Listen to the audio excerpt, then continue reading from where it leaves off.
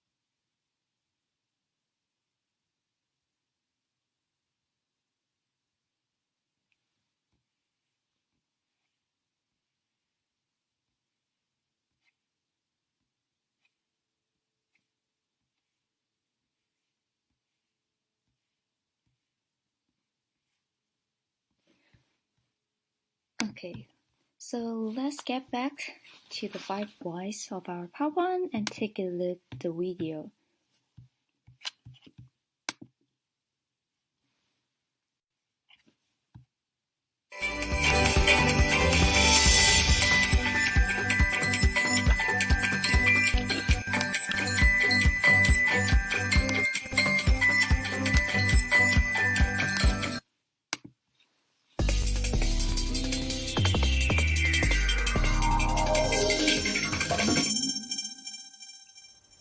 Many problems at work are just symptoms of deeper issues. Therefore, to solve a problem effectively so it doesn't reoccur, we need to drill down to identify the underlying cause. Seikichi Tawada's 5 whys technique is a simple way to do this. To use it, you start with the problem you're facing and then keep asking why until you've discovered the root cause. For instance, imagine the IT team in your organization has just rolled out new software for tracking everyone's expenses, but no one on your team is using it, even though they've all been trained. So you use the 5 whys technique to get to the root of the problem. You start by asking why people aren't using the new software. They say that they don't like it, and it's a pain to use. Then you ask why they don't like it. They tell you the system asks them for information they don't have. Then you ask them why they don't have the necessary information. They say that the system wants their scanned receipts, which is fine, but it also wants them to list exactly what they bought. Sometimes the receipts don't list individual items. When this happens, they can't use the software. In this case, it took just 3 why questions to get to the root of the problem. The system is asking for information that your people often don't have, so they're avoiding it because it's not useful. If you hadn't used the 5 whys technique, you might have just got angry with your team again for not using the software as they should have. But now you know what you need to do to resolve the situation. The 5 whys technique is a simple way to get to the root of a problem. You can find out more about it in the article that accompanies this video.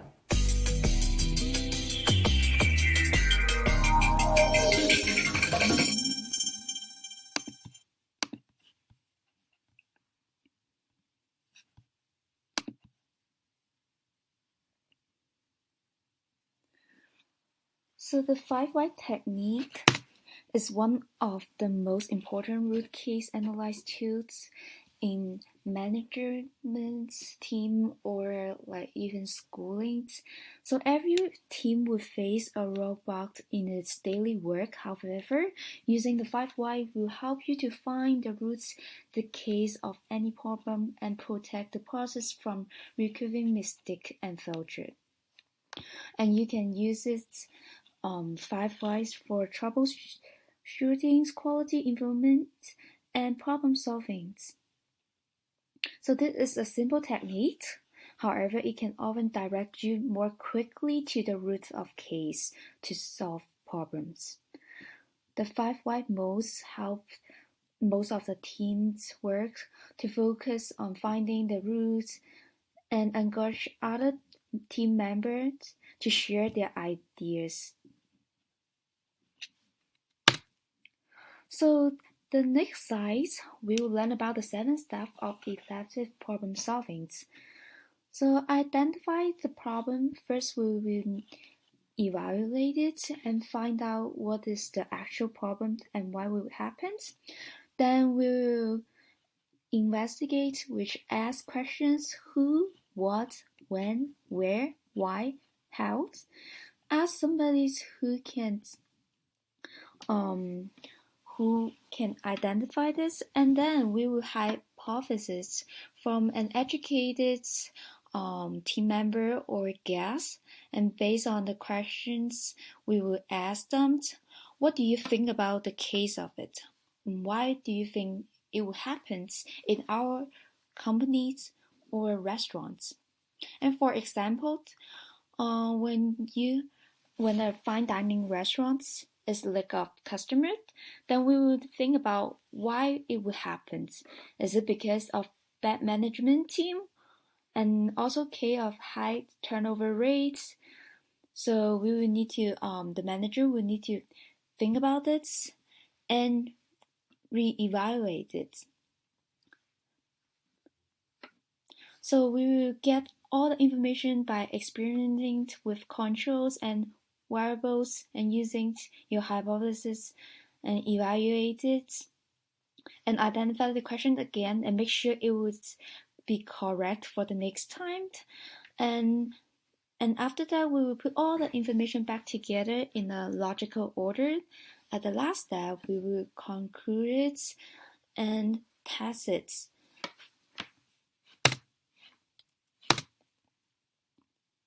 So on the next slide, we will learn about the problem-solving tools.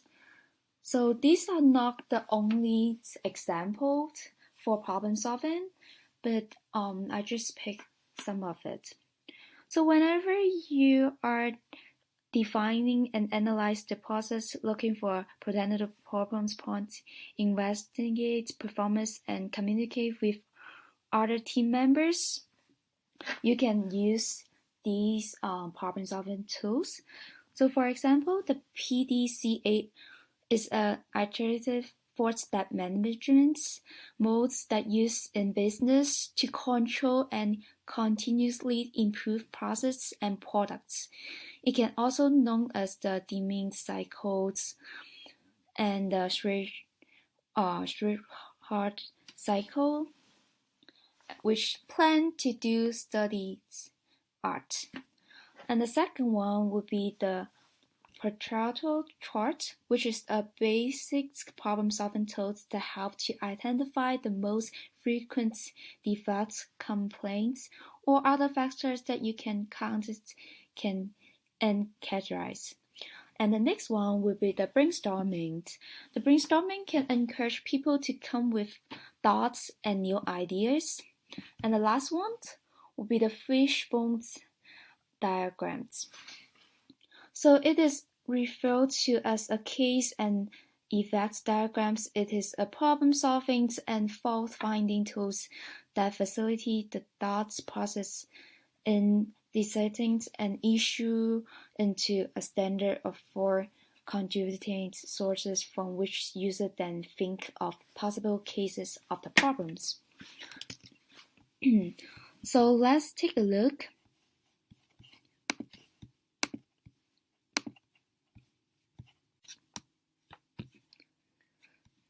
So we will take a look at the YouTube video about the fishbone diagram.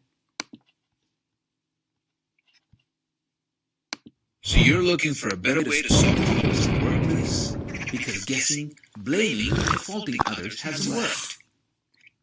It's time you discover the ugly causes of the problem instead of just treating the symptoms. Say hello to Fishbone. Ta-da! Fishbone is an awesome technique that takes the pain out of solving workplace problems. Just draw a fish skeleton on a chart or board. Write the problem in the head of the fish and start brainstorming causes. Why would this problem happen? It could happen because some fella made a mistake.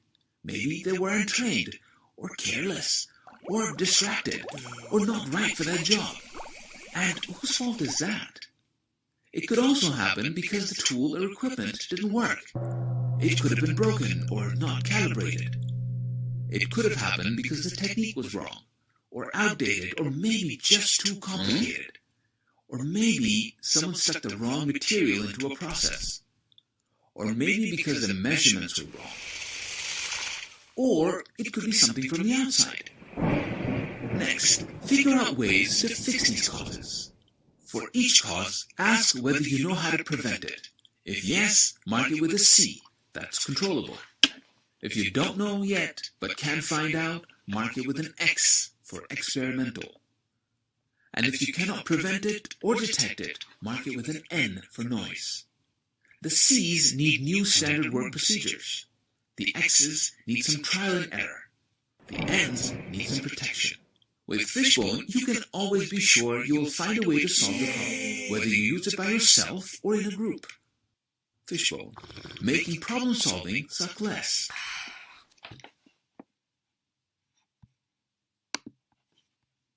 Do you guys like the video? So it's basically the video, it just refers to the one that we have mentioned about the 7 steps of elective problem solving, which evaluate, investigate, hypothesis, analyze, re-evaluate, synthesize, and conclude to find the best solutions.